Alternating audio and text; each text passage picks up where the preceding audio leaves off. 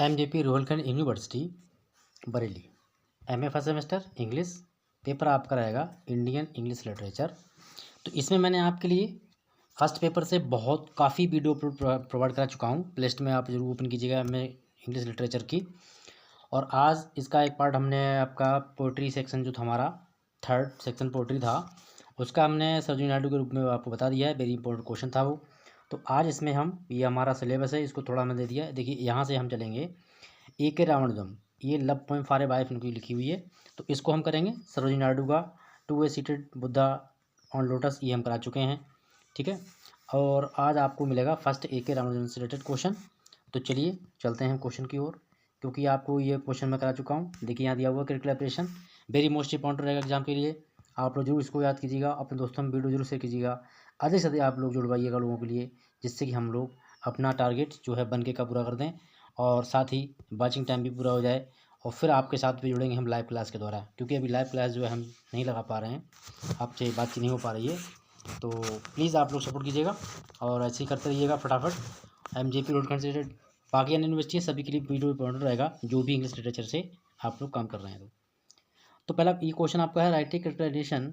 यहाँ पर भी आपको क्रिटिकल एप्रिशिएशन लिखना है। Analysis A K. Ramanujam poems love poem for a wife, यानी कि एक पत्नी के लिए एक प्रेम पोएम, यानी कि लव स्टोरी से कह सकते हो। तो क्वेश्चन बड़ा है, इसलिए मैं तो आपको थोड़ा सा समझा चलूँ, और वीडियो बड़ा हो जाएगा। और आप लोग वीडियो पूरा देखा करिएगा। अगर आप लोग स्किप कर देंगे तो फिर आपके समझ में कुछ भी आने वाला नहीं है, आप वहाँ से मिसगाइड हो जाएंगे। तो introduction is the very most important point. किसी भी आपको कोई लॉन्ग क्वेश्चन करना है, any question solution, and first point is a very most important as introduction. Introduction बहुत ही महत्वपूर्ण पॉइंट है आपके लिए। प्रत्येक एग्जाम में आप किसी भी क्लास का अगर इंग्लिश कोर्स है आपके पास, तो उसे ज़रूर आप प्रोसीड कीजिएगा। और आपके साथ में अगर कोई बीए स्टडी या बीए यानी कि अंडर ग्रेजुएट का कोई स्टूडेंट है, तो आप लोग हमारा दूसरा चैनल है हेमेंद्र सिंह लेक्चर्स, वहाँ से जुड़िएगा। और अभी मैं कोशिश करा रहा हूँ कि आपको इसको कोर्स पूरा मिल जाए। अगर नहीं मिल पाता है तो आप लोग हमारा कोर्स बाय कर सकते हैं। हेमेंद्र सिंह लेक्चर्स एप्लीकेशन है प्ले स्टोर पर, वहाँ से जाके ये डाउनलोड कीजिएगा। और वहाँ पर आपको free as a free cost भी आपको काफ़ी कोर्स अवेलेबल है, तो उसे स्टडी कर सकते हैं। चलिए अब बात करते हैं अपने पेपर की। तो देखिए यहाँ पर क्या है आपका, the poem entitled love poem for a wife appeared the Ramanujan second ethology. ठीक है, सेकेंड एथोलॉजी, दूसरी एथोलॉजी की बात हो रही है। रिलेशंस पोएम्स, इसका एक कलेक्शन है रिलेशन पोएम, यानी काव्य संग्रह, उससे रिलेटेड ये वो पोएम है। It is an autobiographical and confessional poem like most of the poems A K. Ramanujan. A K. Ramanujan की बहुत ही बेहतरीन पोएम है, ऑटोबायोग्राफिकल बेस पर ये लिखी गई है। The poem concludes the problematic uncertainty with the Ramanujans, with the in which begins implying that the speaker's desire enter another life is broad and disilluminant। ठीक है, जो स्पीकर होता है, जो बोलने वाला होता है, उसकी इंटायर जो लाइफ है, उसका अपना मतलब विचार होता है, अपनी इच्छाएं होती हैं, उसके अंदर वो अपना जीवन जीता है। The ironic twist in the end of the poem confirm the basis underlining relationship as also presenting, ठीक है, एक्रोमनी एंड ज्यूलसली। तो इसमें जो है कहीं कहीं पर जिल्सा दिखाई जाती है, ईर्ष्या, जिसे जिल्सी यानी ईर्ष्या कहते हैं। Have been the responsible for the speaker's own emotions duty, जो कि जो स्पीकर होता है, जो बोलने वाला होता है, यानी कि सब्जेक्ट होता है या पात्र कैरेक्टर जो होता है, उसके बेस पर ये लिखी गई है। यानी कि अंडरलाइंग रिलेशनशिप, और ये एक संबंध, यानी संबंध के आधार पर ये प्रेजेंटेशन की गई है, यानी प्रेजेंटिंग, इसको काफ़ी प्रसिद्धि भी मिली है। ठीक है, एलिमेंट ऑफ ड्रामेटिक सरप्राइज, और इसके साथ ही इसमें मतलब कुछ नाटक के आधार पर भी इसके कुछ एलिमेंट इसमें मिक्स किए गए हैं, यानी कि उनको इन्वॉल्व किया गया, रखा गया है। नेक्स्ट पॉइंट आता है account of the poets married life. Account of poets married life, यानी कि जो कवि हैं उनका वैवाहिक जीवन कैसा रहा, उसके बारे में बताया उन्होंने। और देखिए ऑटोबायोग्राफी होते हैं कि वो होती है अपने आप, उसके बारे में व्यक्ति खुद बताता है। जैसे अभी यहाँ पे ए.के. रामानुजन की बात कर रहे हैं, तो इस पोएम को वो अपने बारे में खुद बता रहे हैं इस पोएम के माध्यम से। ठीक है, उसे कहते हैं ऑटोबायोग्राफी। और जो बायोग्राफी होती है वो लिखता है दूसरा व्यक्ति।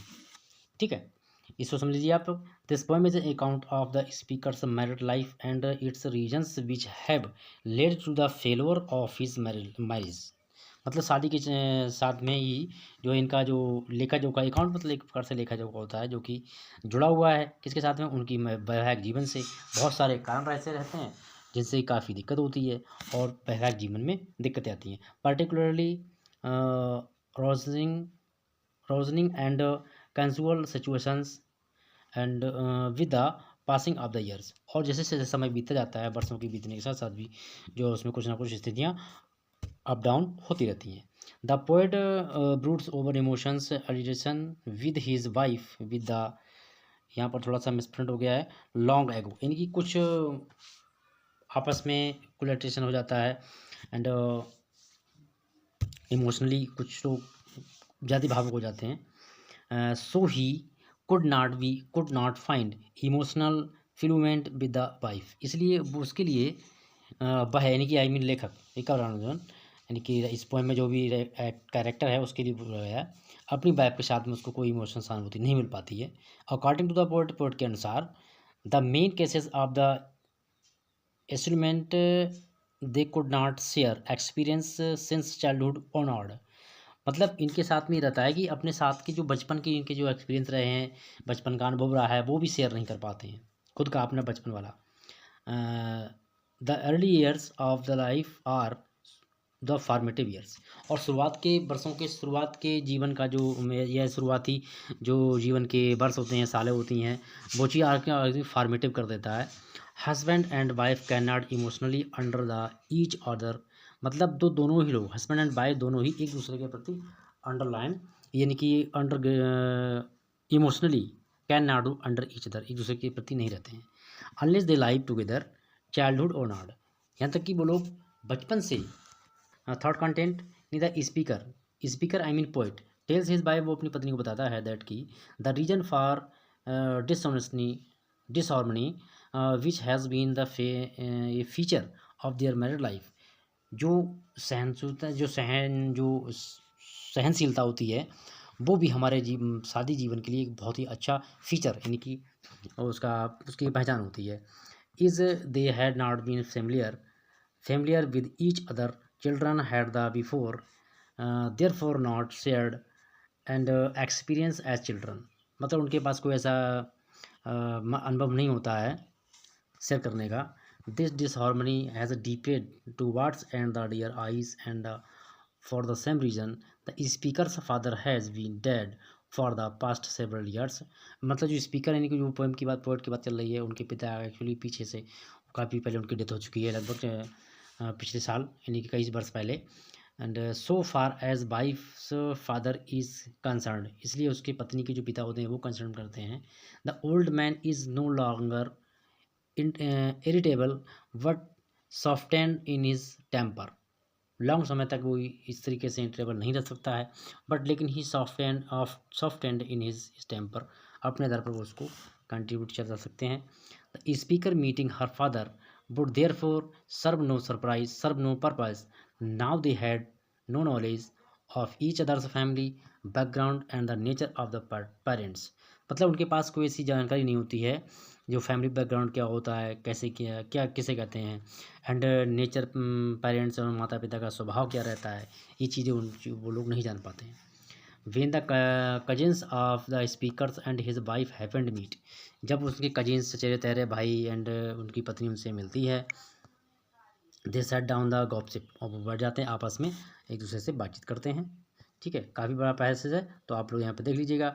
And the while sipping brandy and chewing choice nuts मतलब फ्रूट होता है उसको खाते हैं। These meetings wife could suddenly became curious to know the details of her husband's past life, और अचानक की उनकी पत्नी होती है अपने पति के जो फ्यूचर यानी कि जो पास्ट होता है उसके बारे में डिटेल जानने के लिए वो काफ़ी उत्सुक हो जाती है।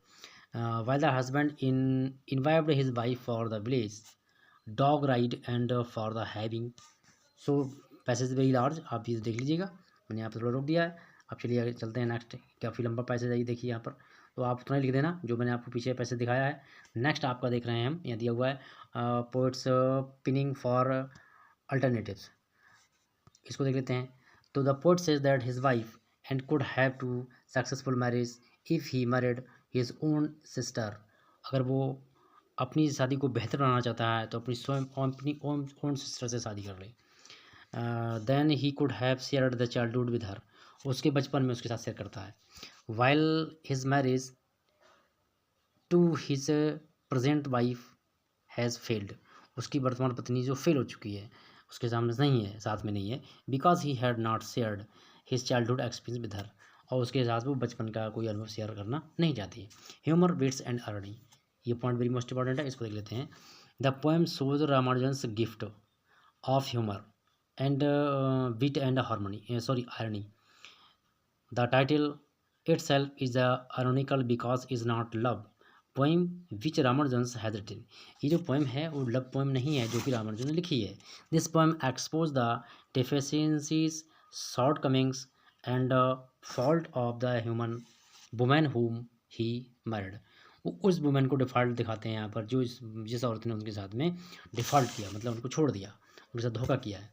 The speaker does not prize himself, वो उसका अपने आप उसकी प्रशंसा नहीं करता है, ना चाहता है। एंड एनी मीन्स, किसी भी प्रकार से। He speaks about her himself also in A disappearing tone. ठीक है, ये काफ़ी लंबा पैसेज है, इसको आप देख लीजिए 1 मिनट, आप इस तरह लोगों को लिख लेना है।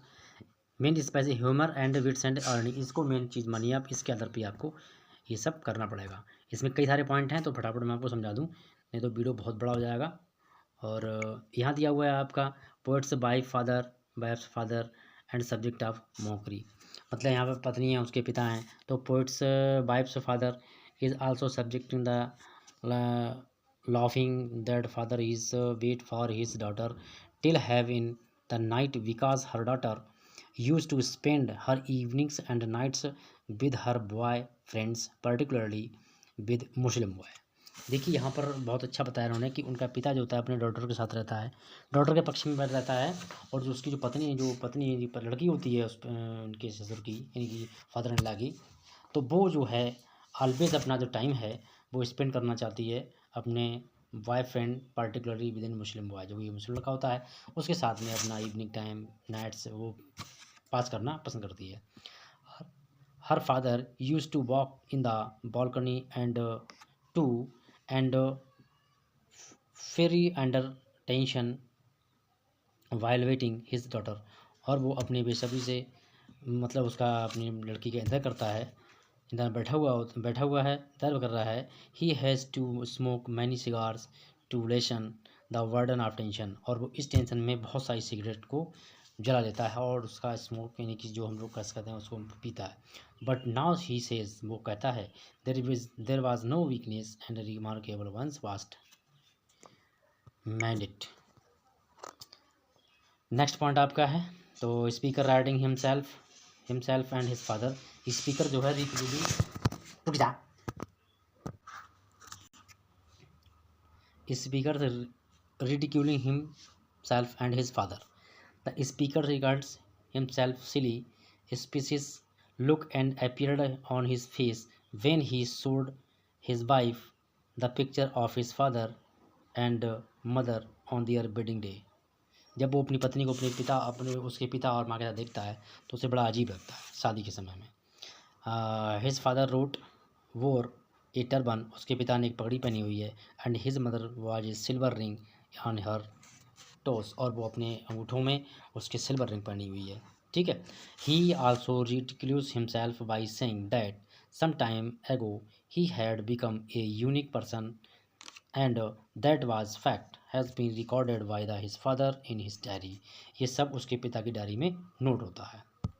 चलिए आगे नेक्स्ट पॉइंट देख लेते हैं। Presenting extreme need to overcome and alienation. ठीक है। The nostalgia to speaker of the poem of his wife unshared childhood spirit for his need and overcome in the alienation which keeps over and apart of the end of years, यानी कि सालों के अंत में what the cries cross and memories enchantment of the drama and इसमें कुछ drama थोड़ा सा प्ले का भी रोल रहता है। another सब parts in is one's own conscious only serves to attitude to narrow limits in his relationship appears to survive with his explosive insecurities and intentions. और इस प्रकार जो है वो अपनी पत्नी से वो अलग हो जाता है, यानी उनके साथ में रहना नहीं चाहता है, किसी प्रकार की कोई वार्तालाप या संबंध नहीं हो पाते हैं। नेक्स्ट बढ़ते हैं आगे आपके लिए, ये दिया हुआ है पॉइंट, इसको देख लेना आपको, ठीक है। The poet impeding the intended development of theme के लिए देखिए, किसी पोएम में कोई भी प्ले है आपका तो उसमें थीम का बहुत बड़ा रोल होता है, तो इसको आप देखिए ध्यान से, इस तरीके से आपको लिखना है। Development the theme of the artfully towards by the speaker when in the course of his attempt to guess and causes of his emotional inspiration for his wife, यानी अपने वाइफ से अलग होने के लिए वो बहुत सारे कुछ काम करता है, but he mentions his quarrels with him, और उसके साथ में वो झगड़े भी मेंशन करता है, about him, about family matters and involving relatives on both sides, दोनों तरफ से, ठीक है, वो उसमें इन्वॉल्व रहता है। His family album, her ancestral home, his father, her brother, her sister law, her sister in law, his sheep's mouth look white, slowing her on pictures of his parents on their wedding day, her love affair with a Muslim boy, मतलब उस लड़के के साथ में उनका love affair दिखता है इसमें। तो अब आप पहुंचते हैं फटाफट अपने, ये है nostalgia in the poem, the personal autobiography and partly nostalgic poem, ठीक है। In it the speaker attributes to the increasing up unhappiness of his married life, वो अपनी शादीशुदा जीवन से ना तो उसमें कोई उत्साह है और ना ही वो खुश है, ठीक है, अनहैप्पीनेस है, प्रसन्नता नहीं है। And their wife is head of their unshared childhood, there a wit of Nasrullah in his lines, इसको देख लीजिएगा आप, नहीं तो वीडियो बड़ा हो जाएगा, इसलिए मैं थोड़ा कम समय में पूरा करना चाह रहा हूँ। Any facility of the word and phrase, Ramanujan has received much prize for his uncomfortableness, ठीक है, craftsmanship and rightly to he certainly once and greatest masters, तो इस चीज़ को आप अच्छे से नोट कर लीजिएगा, ये आपकी बहुत काम की चीज़ है। तो इस प्रकार से वीडियो आपको लोड हो जाएगा, और मैं फिर बता रहा हूँ, अगर आपको कंप्लीट कोर्स नहीं मिल पा रहा है तो आप हमारा एप्लीकेशन प्ले स्टोर से डाउनलोड कीजिए, हेमंत सिंह लेक्चर्स, उस पर MA इंग्लिश फर्स्ट सेमेस्टर का कोर्स कंप्लीट रूप से अवेलेबल है।